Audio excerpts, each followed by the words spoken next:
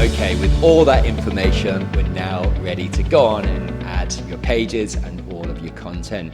Well, there's a really quick way to add pages, and that's in the navigation area, which we're going to cover now. But before we do that, we'll just have a look at adding pages in the pages area.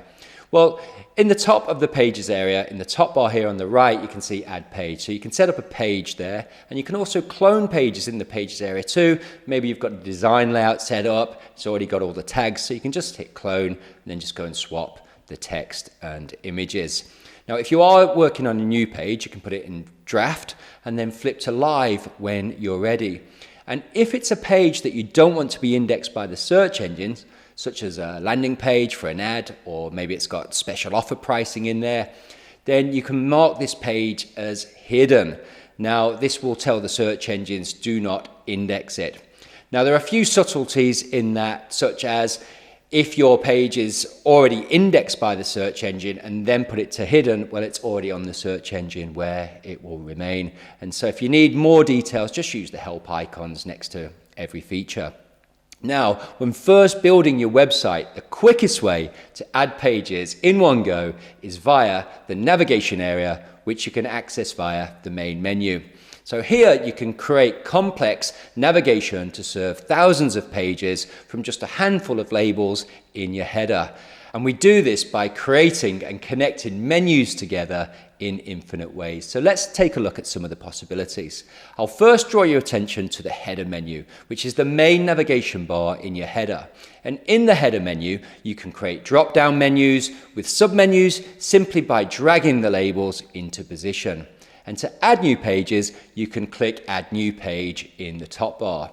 Now, if you're adding a menu label to a page that already exists, you can use the link list to select the page. And if it's a new page, you can check Create as a New Page, and your page will instantly be created for you behind the scenes, offering a rapid way to create lots of pages quickly without any page load time. So now you can go ahead and add all of your pages to your header menu. Well, back over in the navigation area, you can choose to add a menu that opens up from the menu icon on mobile, and also a menu icon if you have one on desktop. So if you chose a menu icon earlier when we were creating your header, you can click the link here in the top bar to take you back over into the header area. And here in the header area, back in the Customize tab, notice now you can select a draw menu or a menu section, which will open up from the menu icon. Now, a draw menu requires no design. It will build itself in a neat, simple sliding drawer that has multi-level menus all ready to go. And if you select a menu section, this is that custom page that we covered earlier when we were setting up the header. Remember, there are many menu sections to choose from. Just open the layouts drawer and search for menu sections. Now, back over in the navigation area, you can see that the selection that you've just made is highlighted in black, denoting the menu that you must set up. Remember, even if you don't have a menu icon on desktop, it will always appear on mobile. So you must set up your pages for one of these two menus, and the one that you've selected is highlighted in black. Now, for large sites, you can choose to have a top bar in your header, and this will sit above the header navigation. I don't recommend this if you've got a small site. Plus, with mega menus, what we're going to look at shortly, it's probably unlikely that you're going to need a top bar as it takes up useful space. Now, you can also create category menus and body menus, which are menus that you can drop anywhere on any page, such as categories go into sidebars, and body menus quite often go into your footer. Now, you can access your footer via the quick links on the bottom of this page. And again, there are many footer layouts in the layouts drawer for you to choose from. You can browse footers by theme, and also you can browse footers by type. Now, you can also add mega menus, and if you're creating a mega menu, you can do this over in the pages area. All menus and footers are hidden sections. So in the pages area, you can search hidden and sections, and you'll see all the hidden sections of your website.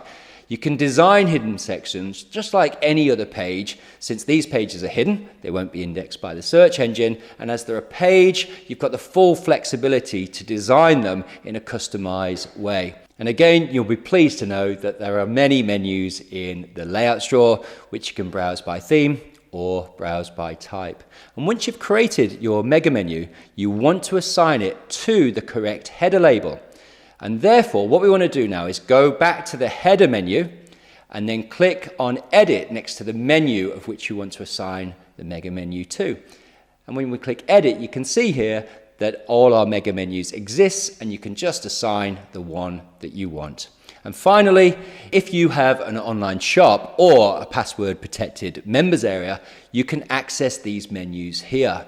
And you can change the order of the labels of these menus. And of course, you can add new pages to your shop or pages that only your members can see. Just note that if you are creating password protected pages for member groups, make sure that back over in the page settings area, you protect the page and assign it to that member group at the top of the page settings. You can create new member groups and assign members to those groups in the contacts area. And when people sign up by forms, you can automatically assign them to those groups via the forms settings area.